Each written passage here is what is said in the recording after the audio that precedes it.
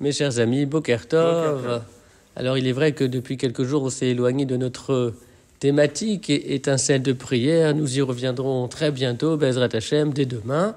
Mais aujourd'hui j'aimerais encore revenir sur un enseignement du Rav Hirsch, puisque hier nous avons réfléchi sur la racine chalam, qui veut dire rêver. Nous avons rapporté les propos de ce maître concernant le rêve, le chalom, et aujourd'hui, il nous fait observer la chose suivante. Un œuf est composé de blanc et de jaune.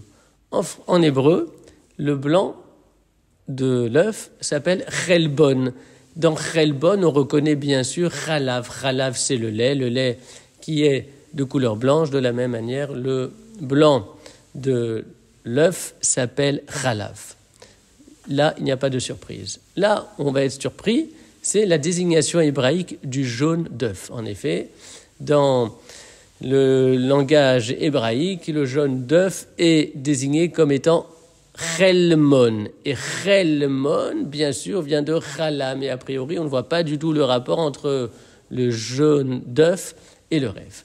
Alors hier, on a expliqué que le Rav Hirsch avait décrit le rêve comme étant composé de représentations et de pensées indifférenciées et désordonnées, intimement entremêlées.